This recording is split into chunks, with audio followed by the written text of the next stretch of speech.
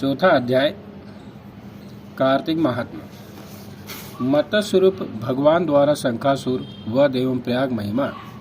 नारद जी कहते हैं कि इस प्रकार कहकर विष्णु भगवान मछली के रूप को धारण करके विंध्याचल वासी कश्यप ऋषि की अंजलि में पहुंच गए। तब कश्यप ऋषि ने उस मछली रूपधारी भगवान पर दया करके अपने कमंडल में डाल लिया।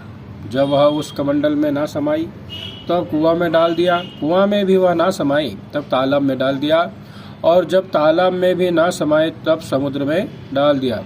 तब वह मत्स्य स्वरूपधारी भगवान ने शंखासुर को मार दिया और उसे अपने हाथ में दबाकर बद्री वन को चले गए। वहाँ सब ऋषियों को बुलाकर भगवान कहते हैं कि जल के भीतर वेद मंत्र बिखरे पड़े हैं, तुम उन्हें जाकर ढूंढो और बहुत शीघ्रता पूर्वक रहस्यों समेत वेदों को जल में से निकालकर मेरे पास लाओ, तब तक मैं देवताओं समेत प्रयाग में निवास करूंगा।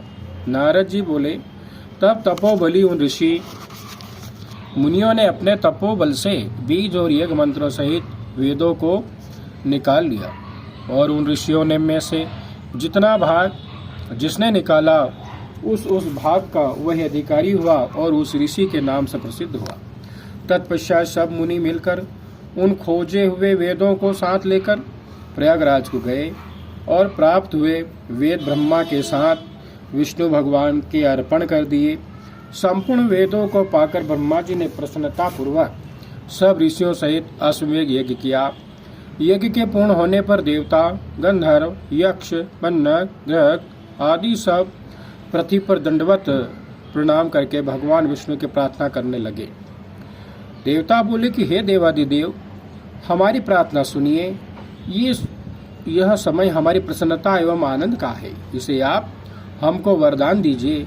हे रमापते, इस समय ब्रह्मा जी ने इस स्थान पर नष्ट हुए वेदों को फिर से पाए हैं और हम आपकी प्रसन्नता के कारण यज्ञ के भाग प्राप्त किए हैं। इसलिए हे भगवान, आपके प्रसाद के कारण यह स्थान प्रयाग पृथ्वी में अत्यंत श्रेष्ठ और पुण्य का देने वाला हो, तथा यहाँ की महिमा भी ब्रह्म हत्या आदि पापों को दूर कर अक्षय फलों को देने वाली हो।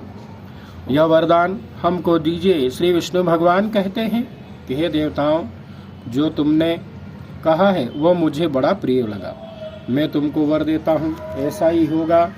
यह स्थान ब्रह्म क्षेत्र नाम से प्रसिद्ध होगा और सूर्यवंशी राजा भागीरथ यहाँ गंगा जी को लावेंगे, और इसी जगह पर सूर्य की पुत्री यमुना जी से संगम होगा। ब्रह्मा आदि तुम सब देवता मेरे साथ यहीं निवास करो। यह स्थान तीर्थराज प्रयाग के नाम से प्रसिद्ध होगा। जो लोग यहाँ दान, तप, व्रत, होम, पूजा आदि कर्म करेंगे वे अनंत फलदायक तथा मेरे पास पहुँचाने वाले होंगे। जन्म जन्मांतरों में किए हुए ब्रह्मा आदि पाप भी इस तीर्थ के दर्शन मात्र से नष्ट हो जाएंगे। जो मनुष्य मेरे समीप इस स्थान पर शरीर त्याग करेंगे वे मोक्ष को प्राप्त होंगे।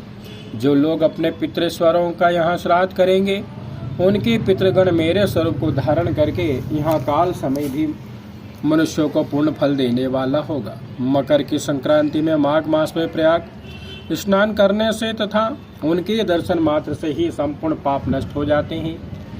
जैसे सूर्य से अंधेरे का नाश हो जाता है, मकर के सूर्य में प्रातः काल स्नान करने वाले सालुक अपना लोक, अपने समीप और अपना स्वरूप इन 3 प्रकार की मुक्ति क्रम को प्राप्त करेंगे। हे मुनीश्वरों, मैं सर्वव्यापी होता हुआ भी बद्री वन में सदैव निवास करता हूँ। जो फल अन्य जगह 100 वर्ष तक तप करने से मिलता है वह तुमको यहाँ एक ही दिन में प्राप्त होगा।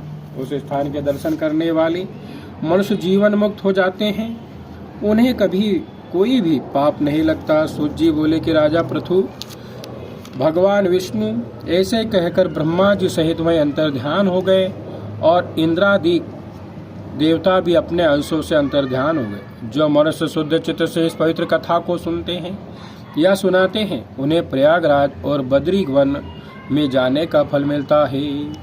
इति श्री चतुर्वेद संपूर्ण। जय श्री कृष्णा।